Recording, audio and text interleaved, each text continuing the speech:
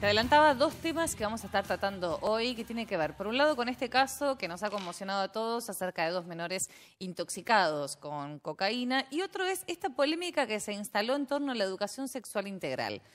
¿Sí o no? Padres que resisten esta discusión. Lo charlamos ahora con nuestra columnista jurídica, Gabriela Yuba. ¿Qué tal, Gabriela? Buenas noches. ¿Qué tal, Belén? Buenas noches y buenas noches a toda la audiencia. Bueno, vamos por la causa, que bueno, creo que a todos nos sorprendió esta situación. Dos menores de 45 días y 3 años que ingresan al hospital y se les detecta consumo de cocaína en su organismo. Se convoca a los padres también con una situación de consumo positivo y son detenidos. ¿Qué pasa acá? Bueno, nuevamente la droga atraviesa la infancia desprotegida. Digo nuevamente porque el año pasado tuvimos un caso donde una beba de 13 meses también apareció intoxicada con cocaína. En este caso, como bien vos dijiste, Belén, un bebé de 45 días, tenía lactante, no tomaba pecho, pero bueno, mamadera. Y el hermanito de 3 años. ¿Cómo se detecta esto? Porque concurren al hospital a partir de una insuficiencia respiratoria o insuficiencia física del bebé. Los médicos, bueno, por suerte rápidamente hicieron los análisis pertinentes, se lo replicaron al hermano de 3 años y se detectó cocaína en ambos chiquitos. Esto es sumamente grave porque, a ver, son niños que no deambulan, no tienen autonomía, entonces están bajo el cuidado de quienes son los que tienen que protegerlos y atenderlos, los padres, acá en este caso los progenitores. Bueno, los padres han sido detenidos, la causa fue derivada al juzgado federal, pero en estos últimos días se declaró incompetente el juzgado federal y ha pasado a la justicia provincial. Los padres continúan detenidos, pero acá hay dos ejes importantes en esta causa. Uno es el aspecto penal, ya lo dijimos, a ver, no sabemos cuál es la figura por la cual se los da. El fiscal federal Juan Soria adelantaba la posibilidad de una tentativa de homicidio. Una tentativa de homicidio. Un delito grave. Un delito grave. Bueno, los padres están detenidos y al pasar a la justicia provincial, bueno, se verá cómo sigue, si aceptan la competencia o no, y cómo sigue la causa. La causa del año pasado están, por ejemplo, para fecha de juicio oral. Acá estas personas se han negado a declarar. El aspecto penal es uno, bueno, ya está encaminado en manos de la justicia. Ahora, ¿qué pasa con el aspecto proteccional? Hablamos de un bebé de 45 días que estaba internado por cuestiones de atención de su salud y el niño de 3 años en una familia de acogimiento hasta tanto arribaran a la ciudad, creo, si no lo han hecho ya, familias extensas. Un abuelo que podía los abuelos. En este caso es necesaria la intervención de la asesora de menores, el asesor pupilar, que va a velar por los intereses de estos menores de edad, porque recordemos que sus representantes legales están detenidos justamente, involucrados en actividades que han puesto en riesgo la vida de los niños. Y bueno, se tendrán que tomar las medidas de precaución, de protección necesarias para que los niños estén en la red familiar, generalmente se busca eso, una red familiar continente que sea la apropiada, esperando las resultas del juicio. La verdad, como decía anteriormente, nuevamente la droga atraviesa a las familias, la droga un gran flagelo. Recordemos el caso Sheila a nivel nacional, donde apareció muerta esta niña de 10 años, luego otra niña, creo que de 9, en José Mármol, donde la droga también está presente. A ver, acá hay que trabajar en la prevención, hay que trabajar bueno, en la educación, la prevención del delito.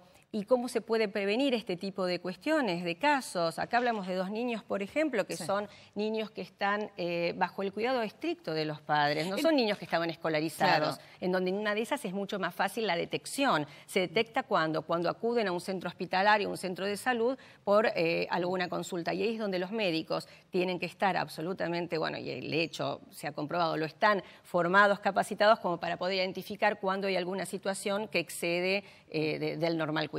El hecho de que hayan sido, que también, volviendo a lo que mencionaba el fiscal Soria, él hablaba de que los padres le dieron a los niños a consumir esta droga. Que él tenía la hipótesis o la sospecha de que no había sido un consumo accidental. Claro, ahí había cambia, sido, ¿no? ¿Cómo cambia la bueno, figura? porque Sí. bueno, estamos hablando de una tentativa de homicidio. Ahí a ver, sí hablamos de una tentativa de homicidio. homicidio. En el otro caso, por ejemplo, el que va a ir a juicio el año que viene, el que fue el caso del año pasado, de la niña de 13 meses, había sido accidental y estaban por, creo que la causa está elevada a juicio por lesiones graves agravadas por el vínculo. En estos casos, ¿se puede hablar de la pérdida de la tenencia de los niños, de que se les quite la Sí, totalmente. La a ver, tutela, la privación de la privación de la responsabilidad parental es justamente una de las medidas que el Código Civil prevé específicamente determinando las causas, las causales, por ejemplo, el atentar contra la vida del hijo, como autor, coautor, cómplice, o cuando se pone en riesgo por actos negligentes,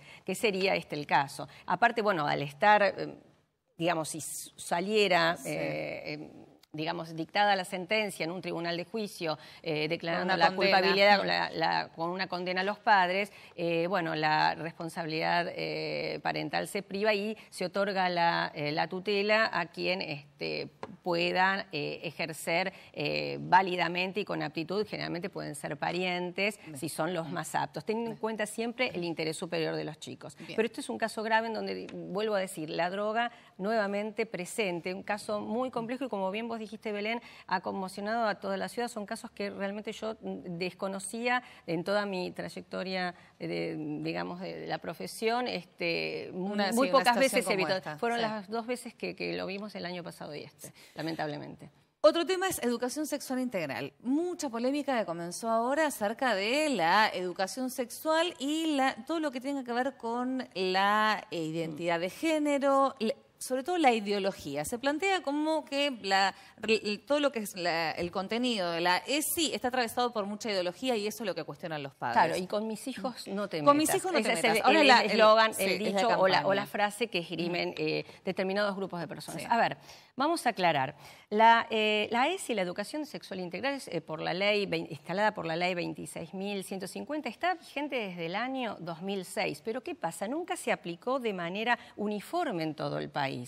La ley tiene por objeto establecer un programa de educación sexual integral que tiene por finalidad brindar los contenidos objetivos, científicos, acerca del cuidado del cuerpo, cuáles son las partes del cuerpo, prevención del abuso sexual infantil, tan importante, sí. Por cierto, prevención también de lo que es el embarazo adolescente, lo cual no quiere decir que se inste a los jóvenes a o mantenerse en relaciones sexuales o a quedar embarazadas las chicas o los padres o los jóvenes a asumir paternidades o no.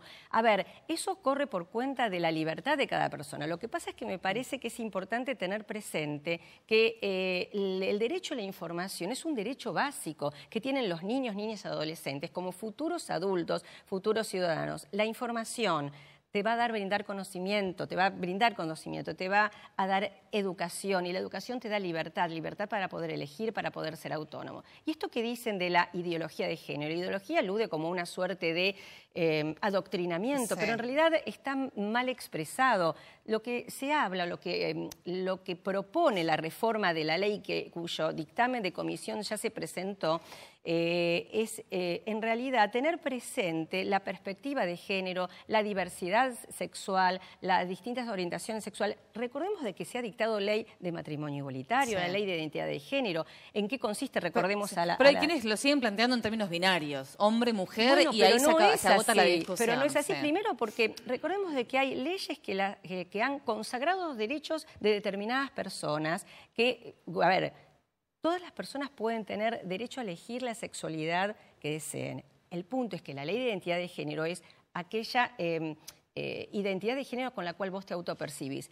El punto es que eso es reconocido por sí. La ley a los efectos de que esas personas no sean discriminadas, que todos seamos iguales, estemos en un plano de igualdad y en esa discriminación no se incurra en actos de violencia, no se incurra en bullying, no se promueva en definitiva el suicidio de personas que se ven discriminadas, aisladas. El punto es que la perspectiva de género cuenta con base constitucional, con base convencional, porque la perspectiva de género, Belén, también es una categoría de análisis que te permite distinguir cuál es el impacto del género, esa relación entre hombres y mujeres, esa construcción sociocultural que te determina que el hombre y la mujer tengan determinados roles y funciones. Entonces, si vos tenés que se instalan patrones estereotipados de conductas, que la mujer debe actuar de tal manera, el hombre de otra, el hombre superior a la mujer, ahí es donde empiezan las discriminación, la desigualdad, la violencia. Por eso es importante verlo incluso desde temprana edad, porque además otro de los temas que se ha charlado mucho tiene que ver con ¿qué les enseñan a los chicos? Me parece que es fundamental en el caso de lo que es la primera infancia, el cuidado del propio cuerpo. Llamar a las cosas por su nombre. Saber qué está bien y qué está mal, quién te puede tocar y de qué manera, quién no. Exacto. Digamos, son cosas muy básicas, no les hablan de sexo a los más chiquititos. No, a ver, en realidad la ley de la ESI prevé también un recorrido transversal. ¿Esto qué significa? Significa que se va a dar en la clase de matemáticas, de geometría. A ver, no, significa que todos los docentes tienen que estar capacitados para poder brindar la información que responder corresponde. Preguntas de los Habrá chicos, materias que son más afines a lo que es educación sexual integral, pero esto que sea transversal significa de que si los jóvenes hoy, con su derecho a expresión, con su derecho a participar, a dar su opinión y que su opinión sea tenida en cuenta, puedan preguntar y se les responda sobre bases científicas, objetivas. Y nosotros tenemos que pensar que la progresividad de los derechos no trae aparejada la regresividad de otros y que esta perspectiva de género, que no es una creación de la ESI, sino que ya viene desde la Convención Belén do Pará, viene de convenciones de la eliminación de todas las formas de discriminación de la mujer, en la Convención de los Derechos del Niño, incluso la vicepresidenta de la Corte Suprema, la doctora Elena Hayton, brega y trabaja desde la Oficina de la Mujer para poder instalar la perspectiva de género en una administración de justicia para poder eliminar las desigualdades en las decisiones basadas en estos estereotipos de género. Entonces, la perspectiva de género es un cambio de mirada para poder ver cómo son las relaciones entre las personas y evitar desigualdades. Apunta a una igualdad y tenemos que pensar que la información, el derecho a la información, a la educación es un derecho básico, humano y un derecho fundamental del que no se lo puede privar a nadie. Eso es la base de la libertad y de la autonomía de las personas. Gracias, Gabriela, como siempre. Gracias a vos. Nos vamos ahora sí al último corte y ya luego entramos en la despedida del programa.